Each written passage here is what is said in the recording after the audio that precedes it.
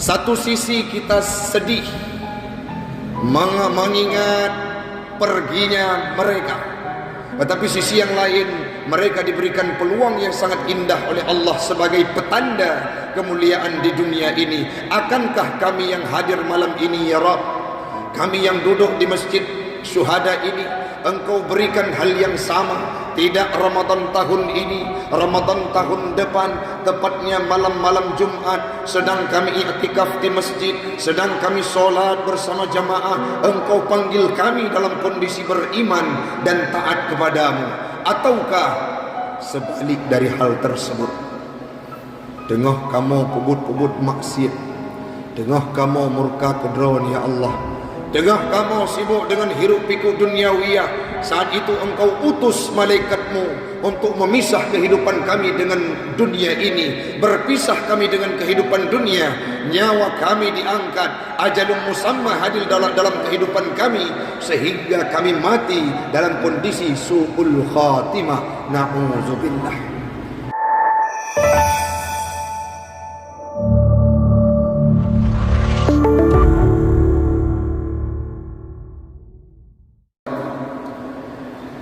Jamaah sedang solat tarawih dan isya yang dimuliakan oleh Allah.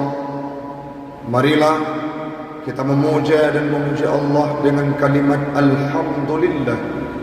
Dalam setiap waktu yang bergulir, Allah masih memberikan kita kesempatan, nikmat yang sangat luar biasa, sehingga bisa melangkahkan kaki untuk solat di masjid syuhada yang mulia ini.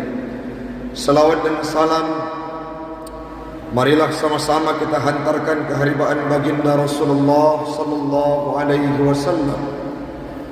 14 abad yang silam beliau sudah meninggalkan kita semua, wafat kembali ke hadirat Allah. Namun beliau dikenang, disebutkan namanya dalam segala sektor. Beliau menjadi teladan, beliau menjadi panutan, dan beliau adalah manusia yang paling sempurna, menjadi figur sentral bagi semua manusia.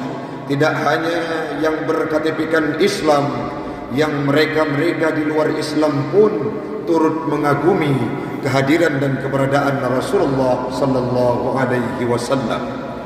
Selawat dan salam kepada al dan sahabat beliau sekalian, alim ulama mutaqaddimin dan mutaakhirin yang muktabar kedua-duanya, yang kita hormati bersama Imam Syekh Masjid Syuhada Manggudong, BKM, pengurus masjid, jamaah sedang solat tarawih dan isya, dan tidak lupa pula yang kami hormati rekan kami, senior kami yang baru saja menjadi imam solat isya tadinya, dan insyaAllah akan beliau imami solat tarawih kita bersama.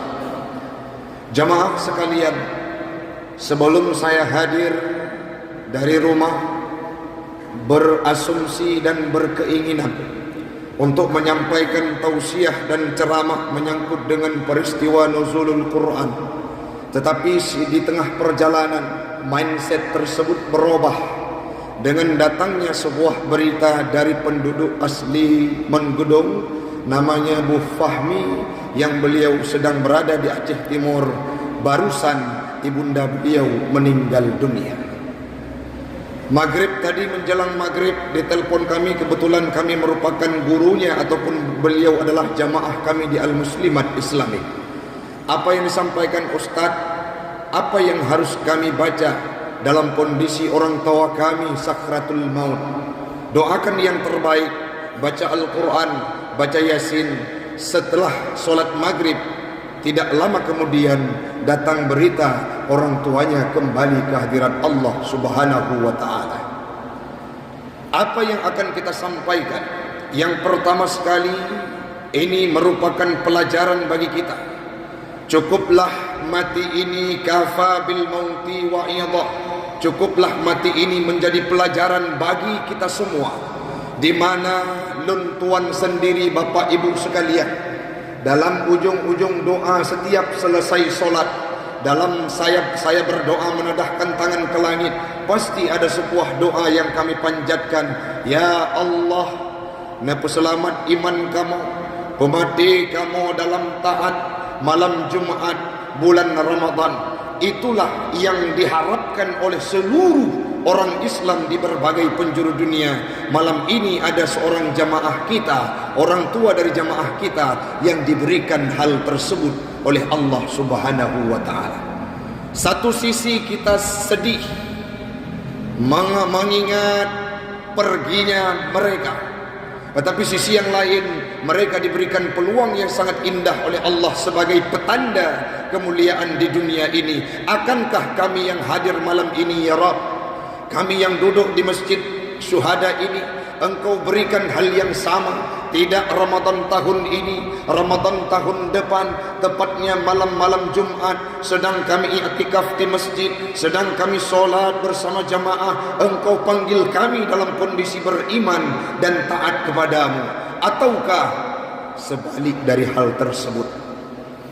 Tengah kamu pubut-pubut maksiat, tengah kamu murka kedron ya Allah, tengah kamu sibuk dengan hiruk pikuk duniawiyah, saat itu Engkau utus malaikatmu untuk memisah kehidupan kami dengan dunia ini, berpisah kami dengan kehidupan dunia, nyawa kami diangkat, ajalun musamma hadir dalam kehidupan kami, sehingga kami mati dalam kondisi su'ul khatimah, na'udzubillah.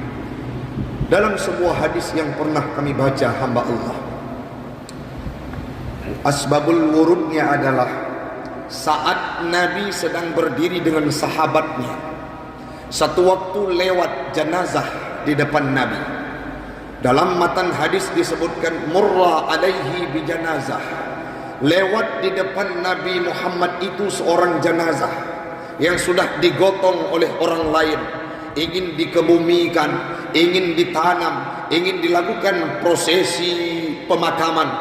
Saat itu Rasul berkata, mereka itu murra alaihi bi janazah wa huwa mustarih au mustarah minhu. Jenazah tersebut, kata Rasul, akan memilih dua di antara pilihan. Mereka bisa jadi termasuk dalam sebuah golongan mustarih au mustarah minhu.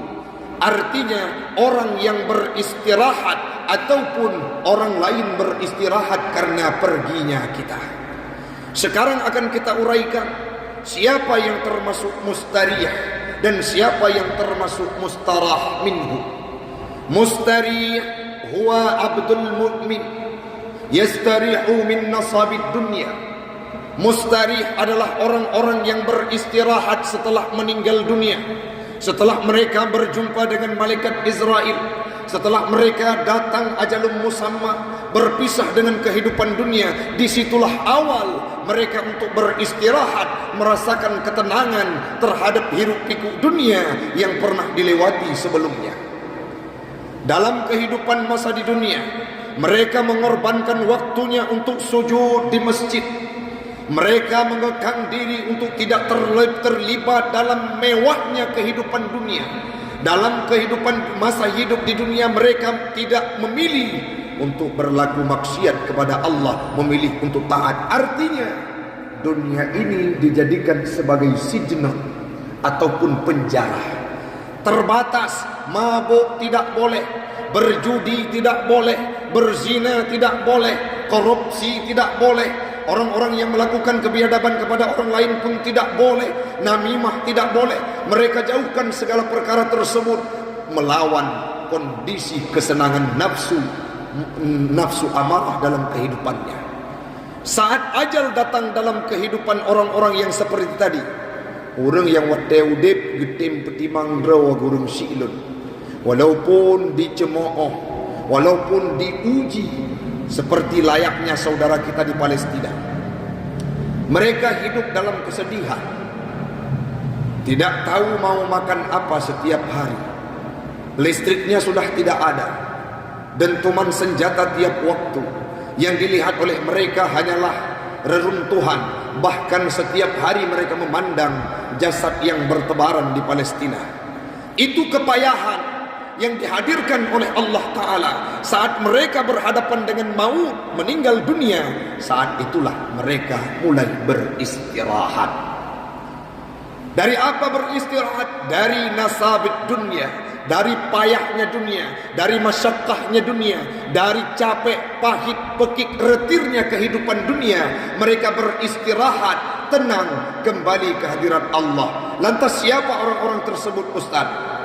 Orang-orang yang saleh, orang-orang yang beriman, orang-orang yang mengikuti jejak Rasulullah, para anbiya, para syuhada, orang alim, para ulama, orang-orang saleh yang kembali ke hadirat Allah. Sekarang mereka di alam barzah sedang beristirahat, layaknya kita tidur nyenyak dalam kamar yang menggunakan AC.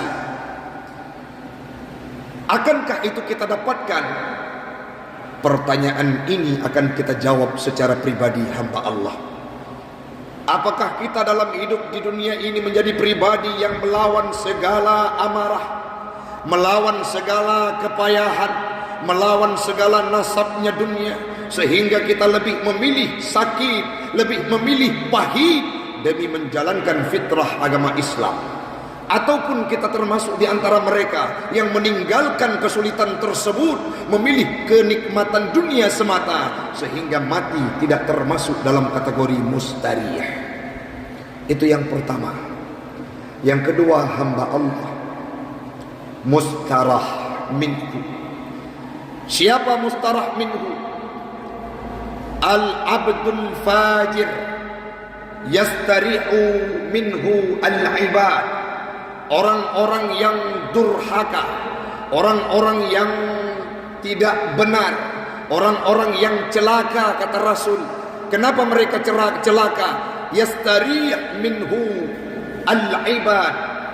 Akan istirahat makhluk-makhluk lainnya dengan perginya mereka, akan istirahat binatang dengan matinya mereka, akan istirahat manusia lainnya dengan meninggalnya mereka, akan istirahat seluruh isi dunia dengan kepergian mereka. Bahkan maaf ibu-ibu sekalian, andai kata kita pergi ke hadapan Allah, meninggal dunia, na urang yang kun, alhamdulillah, si fulan ka mati, ka meninggal. Secara tidak langsung kita sudah termasuk dalam kategori mustarah minhu. Orang lain beristirahat dengan perginya kita. Kibanhan orang silum masa udip dalam dunia tetangga mandum je ke musuh. Masa udip dalam dunia beileng orang lain ngan ma temu paki. Masa udip dalam dunia ngan adun hana megod-god. Masa udip dalam dunia but tanya korupsi. Masa udip dalam dunia habis relah rumah tangga kau. Masa udip dalam dunia tanya jut ke pelaku namimah. Setiap berjumpa dengan kawan kita menjadi proklamatornya gibah. Setiap jumpa dengan kawan kita merupakan dedengkotnya maksiat. Sabu-sabu kita merupakan bandarnya. Di tempat perzinahan, di tempat kita tampung semua orang-orang wanita tunasusila alias PSK, kita hadir ke tempat kita, kita lindungi mereka. Maka saat kita meninggal dunia, orang-orang yang hadir di masjid berkata, alhamdulillah si fulan ka mati kaiwo ba Allah Ta'ala, sehingga kemungkarat di tempat kami minim dan nyaris tidak ada. Kalau demikian terhadap kehidupan kami hamba Allah, terhadap kehidupan kita hamba Allah, maka kita jud ke hamba yang paling buruk. Nyu tanyang gero, lun wolun tanyang gero. Ikna orang yang bengih menyelung meninggal. Ikna orang yang senang menyelung hanali. Ikna orang yang merasa terbebas kalau saya tidak ada lagi. Jawaban itu mampu kita jawab secara pribadi. Menyama saudib karo kapkaru pasti saat meninggal dunia orang akan tenang dengan perginya kita. Watai gampung je kepancuri. Abih itik gop gado. Abih kameng gop gado. Abih harta gop gado. Pasti kita menjadi penyakit dalam kehidupan bermasyarakat. Mereka akan mendoakan Nabi ibu mati ke ya Allah. Watai dengar pengumuman di masjid, inna lillahi wa inna ilaihi raji'un. Tengku fulan bin fulan sudah kembali ke hadirat Allah. Ramai-ramai orang berkata, alhamdulillah sudah hilang penyakit dalam kehidupan tanya. Maka menyelaginya kehidupan tanya berungsiklan wa tahu wa Allah. Sungguh sangat disayangkan kita termasuk dalam pribadi mustarah minhu, orang yang celaka orang lain beristirahat dengan perginya kita. Kadang-kala kan manusia mengen binatang tanya hanapah. Wate dalam bulan Ramadan nami ngeng irmo. Tiba-tiba dua tu tacok mi katipak lewat tubuh. Mi thira melayang ikun inna lillahi wa inna ilaihi rajiun. Nyen pekatun tanyo. Nama no itik tak pelihara irmo. Wate bulan Ramadan tanyo puasa dakun baitik hai. Ke puasa kah puasa dumnan kehidupan tanya orang syiklun. Maka saat kita meninggal dunia, binatang saja merasa senang dengan perginya kita. Di antara dua buah pilihan yang orang syiklun yang serupa dan sangat diharapkan adalah mustariyah, orang yang beristirahat. Maka dalam waktu yang sangat singkatnya orang syiklun Bandung anggap bulan Ramadan ini adalah bulan terakhir orang drone memudit sehingga ni ibadah. Lebih-lebih di 10 terakhir ada iktikaf yang diadakan di Masjid Syuhada. Hadir kita Bu.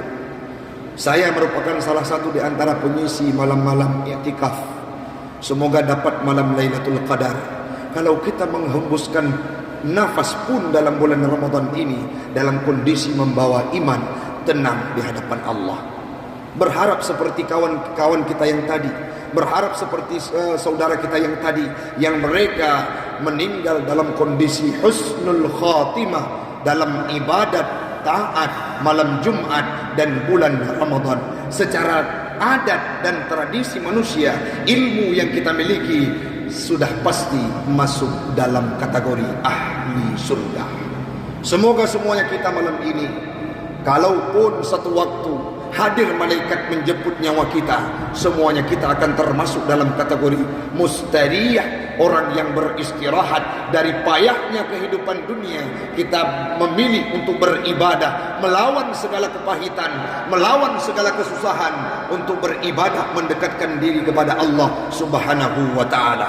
Nabi Muhammad dulu pernah dilempari dengan pokok korma, pernah dilempari dengan bebatuan, pernah dilempari dengan kotoran onta, mengalir darahnya, bahkan beliau berada pada titik terendah pada satu waktu. Itu semua merupakan taabnya dunia, kepayahan yang mana sekarang Nabi sedang menikmati istirahat indahnya di alam barzah yang kemudian akan masuk dalam surga. Mudah-mudahan kita semua akan mendapatkan hal tersebut. Amin. Amin ya rabbal alamin. Demikian yang dapat kami sampaikan. Tidak terasa 20 menit sudah kita berjumpa. Hasbunallah. Assalamualaikum warahmatullahi wabarakatuh.